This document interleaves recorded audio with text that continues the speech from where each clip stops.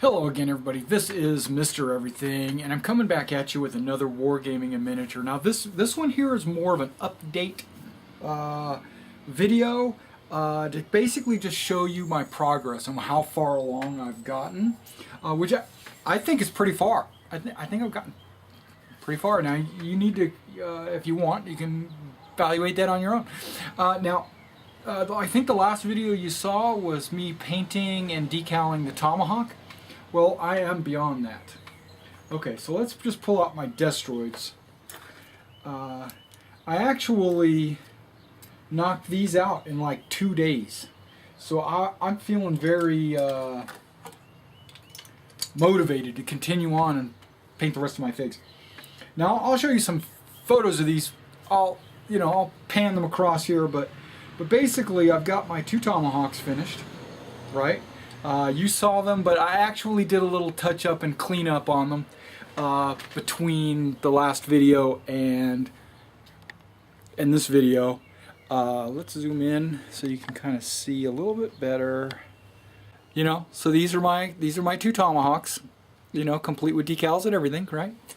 And then I've got, what I found is very funny that the I kind of suspected this, but the Robotech RPG Tactics changed the names of the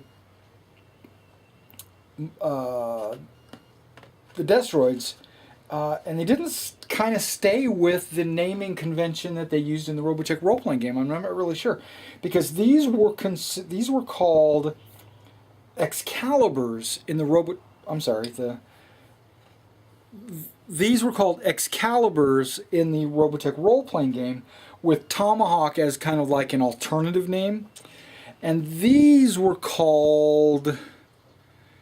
what were these called? These were not called... which we're calling them now the Phalanx, which, if you haven't noticed, I put little P1s and P2s on these. These are complete with decals also. I don't know if I'm going to zoom in as close as you can see and get a, yeah, autofocus. Gotta love it. Right there. Okay, so I've got my Phalanxes done, which I think they were called something else. These were called Defenders or Raider X in the Robotech role-playing game, and for some reason now they're being called... no, they were called Raider X, and now they're being called Defenders, which I think is kind of odd. But that's okay. We'll get beyond all that. So you got decals on there too. Some of the decals on the back you probably won't be able to see very well, but that's okay. But you can kind of see the two-tone look that I've given them. I really like that. Okay. And then these guys, which are now being called Spartans, but I think they were called Guardians or something like that. That's, so I don't even know why the names have kind of changed. So maybe it's just a translation or I don't know. So, but those all came out looking really nice. These guys look really good, in my opinion. I even got the little UN spacey thing on the guns. That's pretty cool. Okay. My Destroids are done, because I've got 2 of each, basically. Which I have an area denial, which is the Tomahawks and the Defenders, and then I added a squadron, or whatever they call them, of the Spartans and the Phalanx, to basically because I had the models and I needed to spend out the points. Okay, now the next group is not even close to being done. This is, if you can see, this huge box of figures. These are my 24 battle pods in a box. And then I've got You know, the Glog officer pods. These are all finished, right? I mean, not finished, they're just black. I've also got the artillery pods, I've got the recon pods.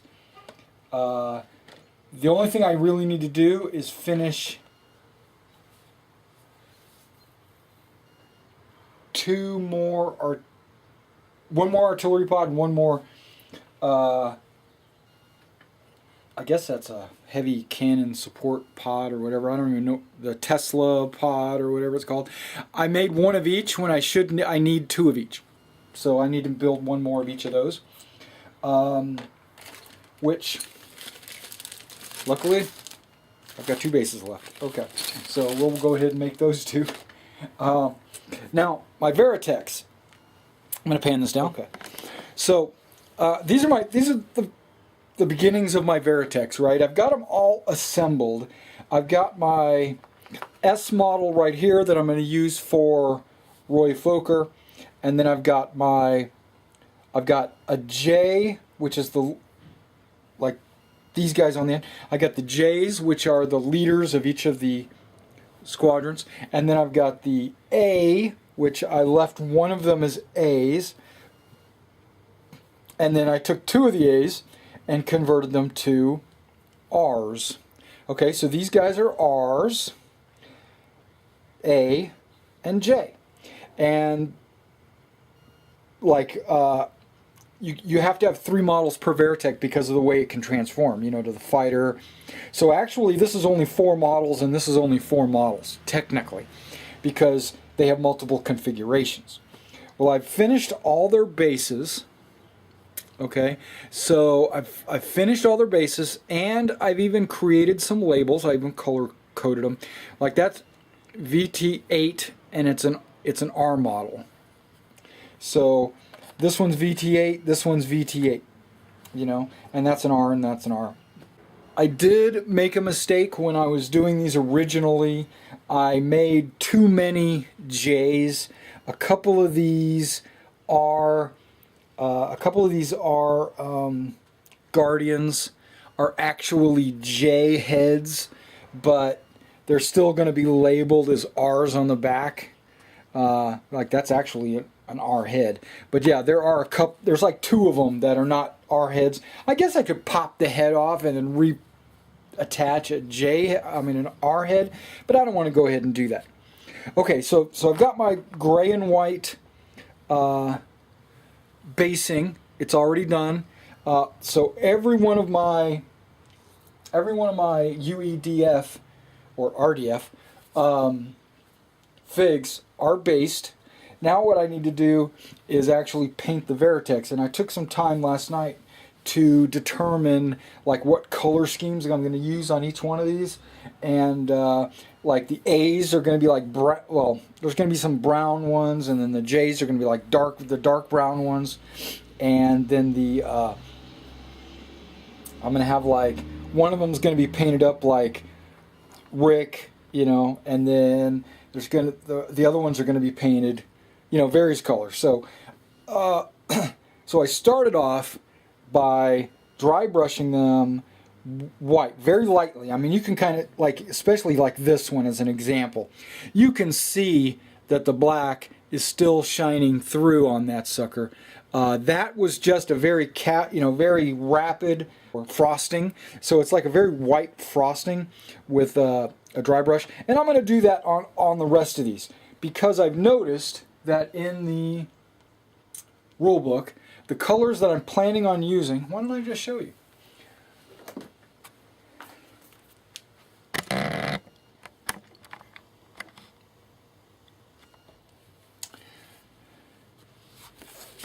Okay, the colors that I plan to be using, and I'm taking up, I could make my own up. I can do some kind of pattern that's not found in any of the animations, because just make my army unique, kind of like this Fury Squadron, which was, my understanding was, a player won a contest to get his camouflage pattern actually put into the manual, and that's this guy, Fury.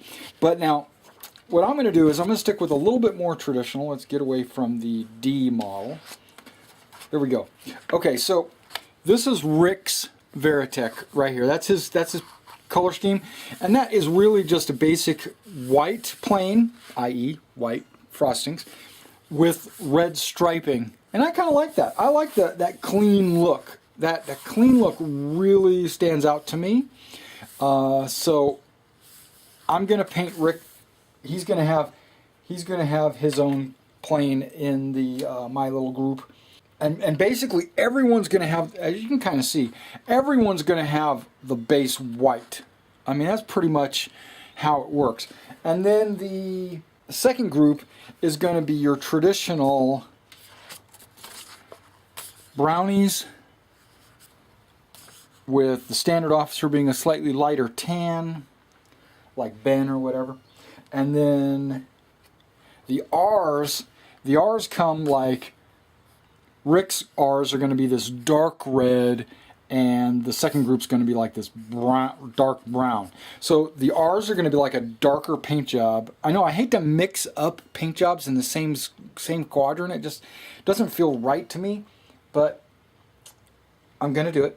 And then Max. Yeah, Max. The A Max, not the J Max. The A Max is going to actually be in Rick's group. So Rick's going to have Rick, Max, and then the second group's going to be all brown. So we're going to have a brown group, and then we're going to have a red and blue and white group. I don't think you need to see me dry brushing all these figures and then painting stripes. I mean, I don't think you really need to see me do that or put decals on, because you saw me do that with the Tomahawk. I'd like to do that for you guys, but that's a lot of models, actually. It's 24, 25, 27 models I'm going to be painting, but I'm going to try to knock it out in like 3 days, and videotaping it actually slows me down, because I'm actually a pretty quick painter when it comes to actually painting the models. So I apologize for that, but once I get them all painted, I'll show you my entire UEDF force, and then we'll go into the Zentradi. I need to knock all this out because I do have a role-playing game on the 16th of May.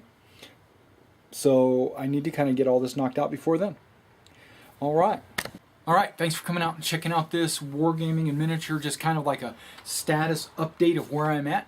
And soon I'm going to be doing 2 more things. I'm going to show you the rules and how to play the game.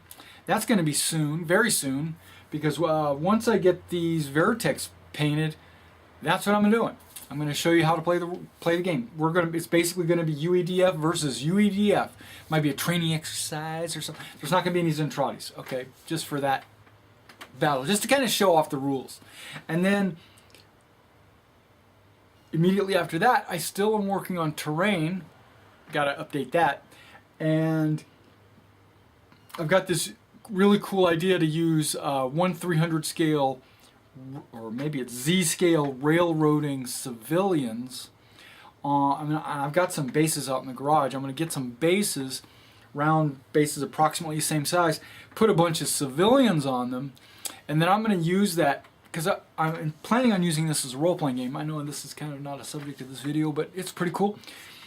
I'm going to paint those guys up, and I'll probably paint 100 of those in one night, but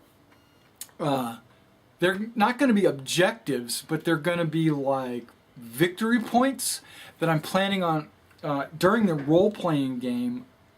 I'm going to have these civilians, because in the initial attack on Macross City and all that, the civilians were still in the city. They were just doing their thing, trying to get to the shelters, right? The bunkers. So what I'm going to do is I'm going to make up some scenarios for my role-playing group to have to defend them while they're trying to get to the bunkers or something. That's kind of what I'm thinking. And then I'm going to throw these counters, basically, as mobs or groups of civilians that are going to be trying to get to the bunkers and stuff. So I think that'll be really cool looking. I've already got trucks and buildings and rubble and all that stuff, but I don't really have any people. So that's what I'll be working on after I show you how to play the rules. Alright, well, let me get to painting these. I'll see you next time.